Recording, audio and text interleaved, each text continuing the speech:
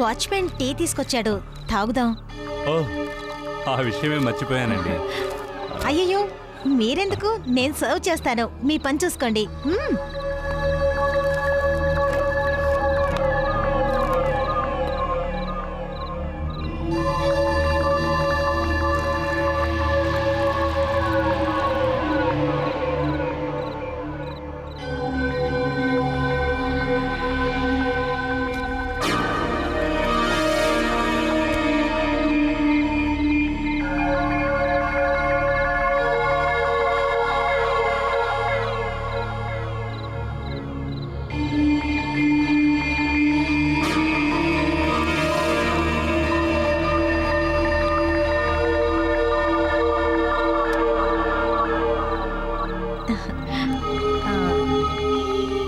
Tea తీసుకోండి.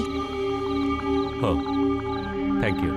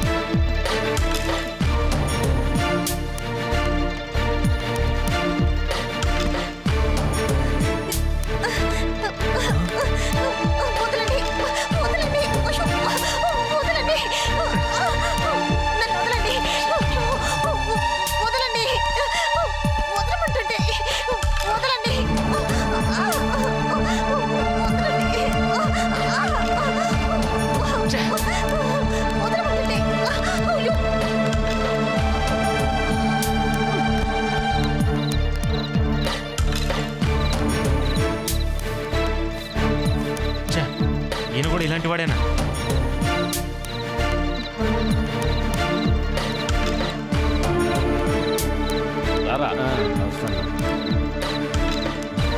రే అప్పారావు, ఎక్కడ్రా అమరేంద్ర గాడు? పిలువాడిని బయటికి. ఇవాళ వాడి సంగతి అటో ఇటో తేలిపోవాలి. నన్ను చెంపదెబ్బ కొట్టింది కాకుండా నన్ను ఉద్యోగంలోంచి పీకేస్తాడా? ఇవాళ నేను నా బెస్ట్ ఫ్రెండ్ కలిసే వచ్చా. వాడి సంగతి తేల్చేస్తాను. రమ్మను బయటికి, రమ్మను. ఆయన ఇప్పుడు రాలేడు సార్. ఏ, ఎందుకు రాలేడు? భయమా? అది అది అది ఇది ఏంట్రా? చెప్పరా. అది ఇది ఏంట? అది అది ఏం చెప్పంటారు సార్? మీరు తెచ్చుకున్నట్టు ఆయన కూడా అమ్మాయిని తెచ్చుకున్నారు సార్.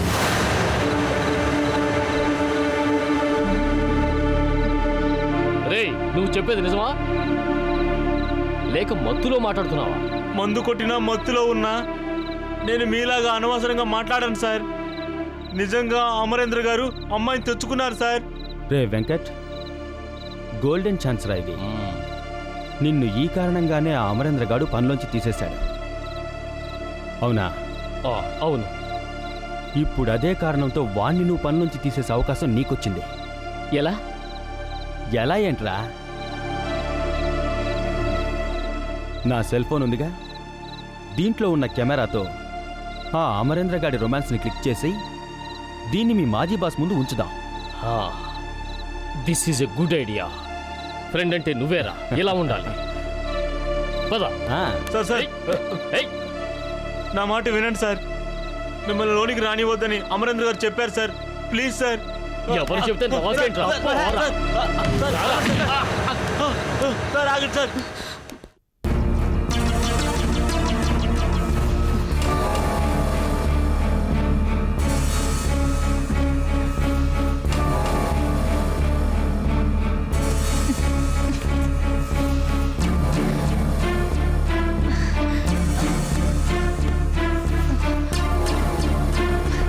ఆహా, వదలండి, వదలండి, అయ్యో వదలండి, నన్నేం చేయకండి, వదలండి, అయ్యో మీకే చెప్పేది, వదలండి, అయ్యో వదలండి, వద్దండి, నన్నేం చేయొద్దు, ప్లీజ్, అమ్మా అమరేంద్ర, వదలండి, వదలండి, నువ్వు ప్లీజ్. చేస్తే శృంగారం, మీకే చెప్పేది, నేను చేస్తే నా మాట వ్యభిచారమా? వినండి, వదలండి. దొరికవురా.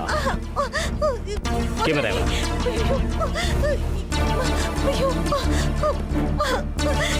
అయ్యో, వద్దండి, వదలండి, అయ్యో,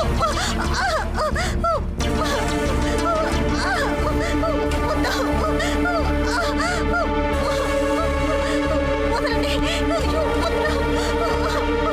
ప్లీజ్, అయ్యో, వదలండి.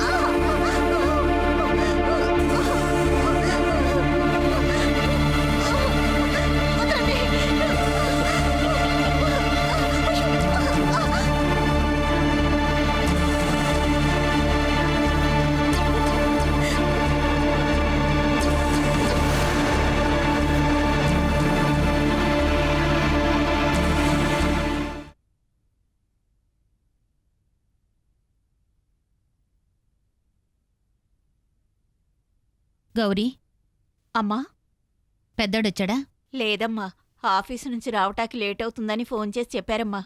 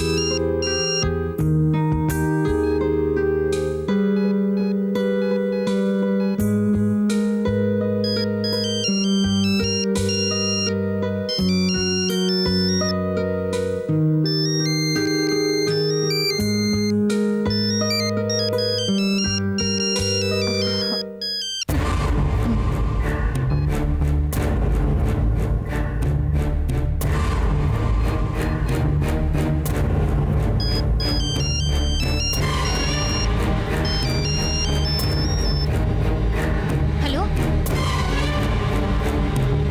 హలో,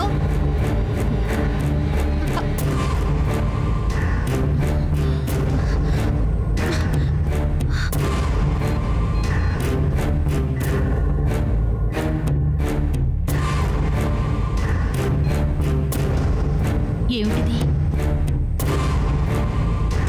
స్విచ్ ఆఫ్ అని వస్తుంది. వాడేదైనా ప్రమాదంలో ఇరుక్కున్నాడా? ఏమై ఉంటుంది?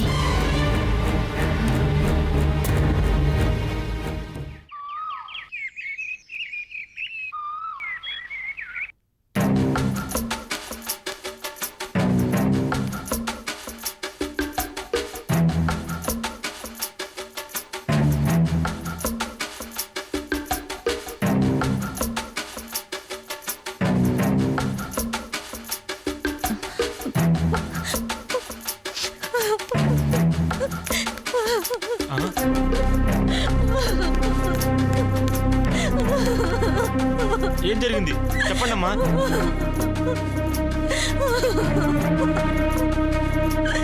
ఎందుకమ్మా అలా ఏడుస్తావు? ఏం జరిగిందో చెప్పమ్మా.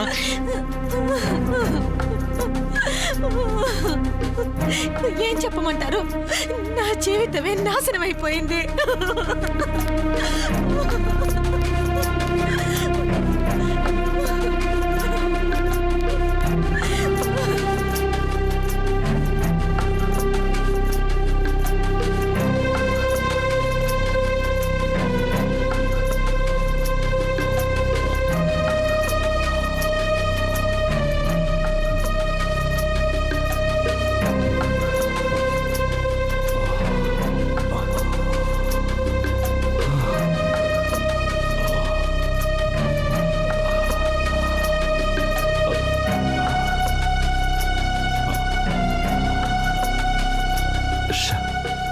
షట్ బటన్స్ ఎవరు విప్పారు?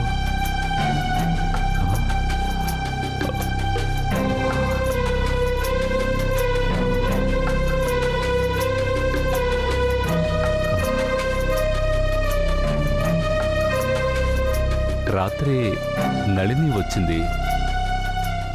రౌడీలు వెంటపడ్డారని చెప్పింది. అప్పారావుని ఆమెకి టిఫిన్ తెమ్మని పంపించాను. ఈలోగా ఆమె టీ ఇచ్చింది.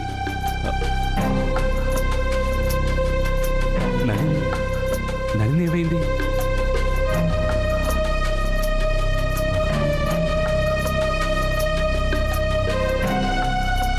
ఎక్కడికి వెళ్ళింది? నళిని గారు, ఏమండి?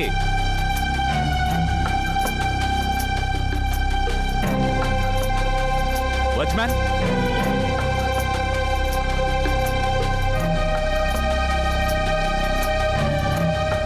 రాత్రి ఒక అమ్మాయి వచ్చింది. ఆ అమ్మాయి నళిని. ఆ అమ్మాయి ఎక్కడా కనబడడం లేదు. ఇప్పుడే ఏడ్చుకుంటూ బయటకు వెళ్ళిపోయింది సార్. ఏడ్చుకుంటూ వెళ్ళిందా? అవును సార్.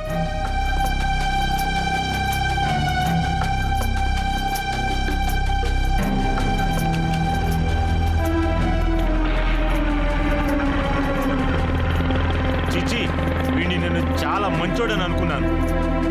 వీడు చెప్పేవన్నీ శ్రీరంగ నీతులు, చేసేవన్నీ పోరంబొక్కు పనులు.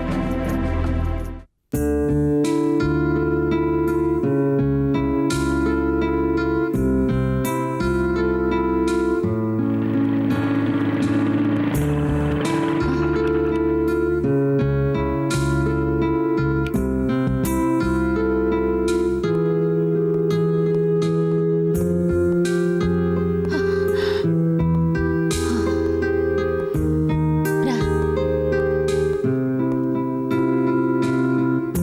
ఎరా, రాత్రంతా నువ్వేమైపోయావు? సైడ్ దగ్గర ఉన్నానక్క. ఫోన్ చేస్తేనేమో లిఫ్ట్ చేయలేదు, తర్వాత స్విచ్ ఆఫ్ చేసేసావు. అసలు నేనెంత టెన్షన్ పడ్డానో తెలుసా? అంత టెన్షన్ పడకపోతే ఆ పోలీసు ఉద్యోగం వదిలేయచ్చు కదక్క. కొండని ఢీ కొనడం ఎందుకు? అయ్యో దెబ్బ తగిలిందని బాధపడడం ఎందుకు? ఇప్పటికైనా ఆ నరసింహ కేసు విషయం గురించి పూర్తిగా మర్చిపో. అప్పటికైనా మా ప్రాణాల గురించి కొంచెం టెన్షన్ తగ్గుతుంది. విజయ్, తెలిసి తెలియకుండా నువ్వు మాట్లాడుకో. నేనేమి ఆ నరసింహని కావాలని సరదాగా జైల్లో కూర్చోబెట్టలేదు. ఒరే, వాడు నా కళ్ళ ముందే దారుణంగా హత్య చేశాడ్రా. పైగా ఆ సంగతి తెలిసి నేను ఊరుకుంటే మానవత్వం లేని మనిషిగా మిగిలిపోను. అంటే విజయ్, అక్క మాట్లాడేది నాతో. మధ్యలో నువ్వు కల్పించుకొని నీ ఇష్టం వచ్చినట్టు మాట్లాడుకో. అక్క చేసింది చాలా కరెక్ట్. ఏంట్రా కరెక్టు? ఈవిడ డ్యూటీ పుణ్యమా అని మనం ప్రాణాలు పోగొట్టుకోవాల్సిన పరిస్థితి వస్తుంది. నోర్ముయ్. ప్రాణాల కోసం చూసిన దారుణాన్ని చూసినట్టే మర్చిపోమంటావా? అయినా పోలీసు యూనిఫామ్ వేసుకున్న అక్కకు మాత్రమే కాదు ఈ రెస్పాన్సిబిలిటీ. మానవత్వం ఉన్న ఏ మనిషి అయినా అన్యాయాన్ని ఎదిరించినప్పుడు యూనిఫామ్ లేని పోలీసు అవుతాడు.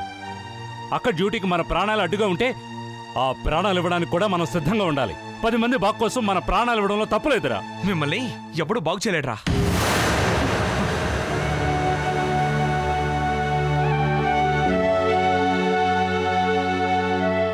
అక్క, వాడేదో అన్నాడని నువ్వు బాధపడకు.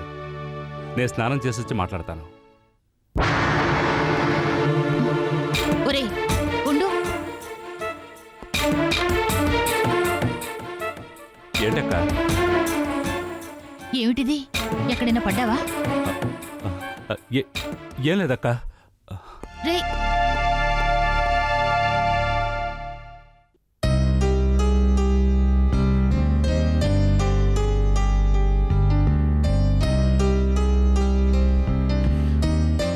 ఇంతకీ నన్ను ఎందుకు రమ్మన్నారో చెప్పలేదే. చెప్పేదేముంది, కంపెనీ దివాళా తీసిందని ఎల్లో నోటీస్ ఇమ్మని చెప్పారు. అలా చేస్తే తర్వాత మా పరిస్థితి ఏమిటండి? పరిస్థితి ఏముంది? మీ చేతిలో డబ్బుందిగా. ఉంది, కానీ అటు చేసి ఇటు చేసి చివరికి పోలీసులకు దొరికితే అలా దొరకకుండా ఎవరైనా ఒక నమ్మకమైన మనిషి దగ్గర కొంతకాలం దాచిపెట్టండి. అప్పుడు డబ్బు సేఫ్, మీరు సేఫ్. ఇక కస్టమర్ల సంగతి అంటారా? మీ మీద కేసు పెట్టి స్టేషన్ల చుట్టూ, కోర్టు చుట్టూ తిరుగుతారు. కోర్టుకి ఎలాగో మీరు హాజరు కావాలి కాబట్టి మీ డిపాజిట్ అమౌంట్ అంతా వేరువేరు చోట్ల ఇన్వెస్ట్ చేశాం, వాళ్ళు మమ్మల్ని మోసం చేయడం వల్లే మేమిలా దివాళా తీసామని లెక్కలు కోర్టులో ప్రొడ్యూస్ చేయండి. మహా అయితే కస్టమర్లు గొడవకు దిగుతారు. ఆ పరిస్థితి రాకుండానే మీరు పోలీసులు హెల్ప్ అడుగుతారు. బాగానే ఉంది, కానీ అంత డబ్బు ఎక్కడ ఇన్వెస్ట్ చేసావని చెప్తావు? విదేశాల్లో. ఏమండి, మనం సమాధానం చెప్పవలసింది కోర్టు వాళ్ళకి. మనం ఎంతో జాగ్రత్తగా వ్యవహరించినా కోర్టు వాళ్ళు ఏదో రకంగా కూపీలాగుతారు. తీగలాగితే డొంకంతా కదిలింది అన్నట్టుగా విదేశాల్లో ఇన్వెస్ట్ చేసిన మాట అబద్ధమని రుజువైందనుకోండి, ఇక జీవితాంతం జైల్లో కూర్చోవలసిందే. వినీత గారు, మోసం చేయమని చెప్పిన నేను అంత తెలివి తక్కువగా వ్యవహరిస్తానని చెప్పండి. విదేశాల్లో ఇన్వెస్ట్ చేసినట్టు నేను డాక్యుమెంట్ సృష్టిస్తాను. డబ్బు మొత్తం విదేశాల్లో ఇన్వెస్ట్ చేసావంటే ఎవరు నమ్మరు. నమ్మరని తెలుసు. అందుకే కంపెనీ పేరున ఆల్రెడీ ఒక బ్యాంక్లో అకౌంట్ మెయింటైన్ చేస్తున్నారు కదా. అవును, అయితే ఆ అకౌంట్లో కొంత డబ్బు వేసేయండి. మీరు పేపర్ నోటీస్ ఇవ్వగానే కస్టమర్లందరూ గోల చేసి పోలీస్ కేసు పెట్టగానే కోర్టు ఆర్డర్తో పోలీసులు వచ్చి మీకు సంబంధించిన మొత్తం ప్రాపర్టీస్ని సీజ్ చేస్తారు. అందులో ఈ బ్యాంక్ అకౌంట్లో ఉన్న డబ్బు కూడా ఉంటుంది. ఇంతే దొరికిందని పోలీసులు కోర్టులో ప్రొడ్యూస్ చేస్తారు. కేసు క్లోజ్ అయ్యే వరకు మీ దగ్గర ఏమీ లేనట్టు నటించండి. తర్వాత ఆ తర్వాత మెల్లగా ఓ 6 నెలల తర్వాత మీ దగ్గరున్న డబ్బుతో పెద్ద బిల్డింగ్ కట్టి కొత్త ఆఫీస్ ఓపెన్ చేద్దాం. Wonderful idea. మీరిచ్చిన ఐడియా నాకు చాలా బాగా నచ్చింది. మీలో పౌరుందని నిరూపించుకున్నారు. ఆ గుణమే నాకు మీలో బాగా నచ్చింది. I like you.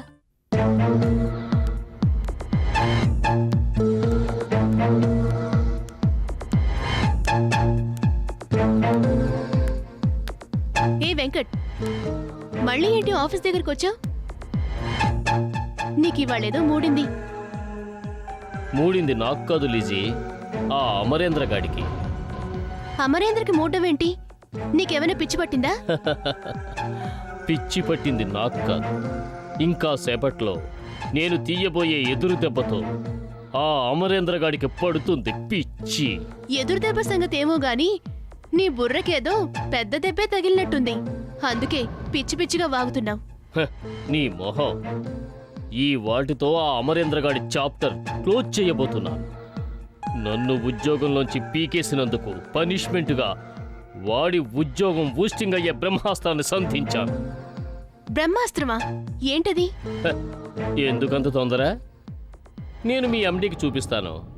Me MD ద్వారా నువ్వు తెలుసుకో. నువ్వు మీ స్టాఫ్ అందరికీ అనౌన్స్ చేయి. అవును, సరే, ఆ ముసలాడు ఎప్పుడొస్తాడు? ముసలాడా? అదే మన ఎండీ ఉన్నాడు కదా, వాడినే ముసలాడన్నాను.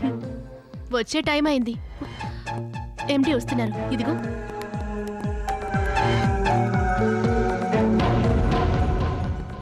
ఏయ్, మళ్ళీ ఇక్కడికి ఎందుకు వచ్చావు?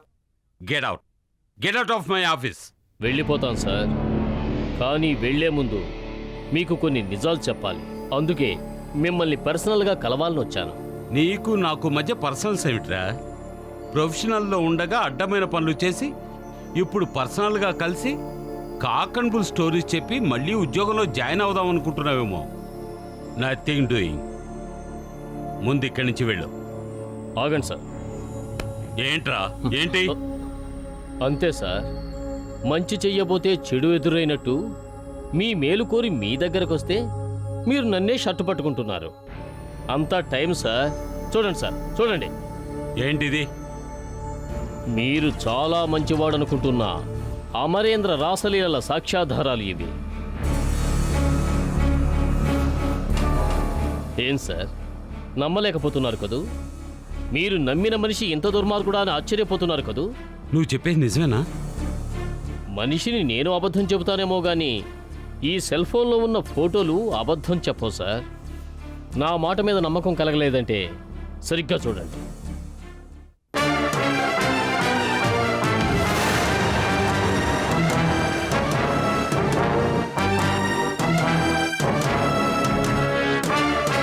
ఇప్పటికైనా అర్థమైందా సార్ ఆ అమరేంద్ర నిజస్వరూపం ఏమిటో? ఆ రోజు నా తప్పు లేదని చెప్పే అవకాశం కూడా నాకు ఇవ్వకుండా ఉద్యోగంలోంచి పీకేశారు. ఇప్పుడు సాక్ష్యాధారాలతో సహా అమరేంద్ర ఎలాంటి వాడో మీకు డీటెయిల్డ్గా చూపించాను. మరి అతన్నేం చేస్తారు సార్? ప్రమోషన్ ఇస్తారా? మీకు విషయం తెలుసా సార్, వాచ్మెన్ అప్పారావు అమరేంద్ర ఇద్దరూ తోడు దొంగలు సార్. అందుకే ఆ రోజు అమరేంద్ర అప్పారావుని పనిలోంచి తీయనివ్వకుండా అడ్డుపడ్డాడు. ఈ రాసక్రీడలన్నీ జరిగేది ఎక్కడో కాదు, మీ గాంధీనగర్ కన్స్ట్రక్షన్ సైట్లో.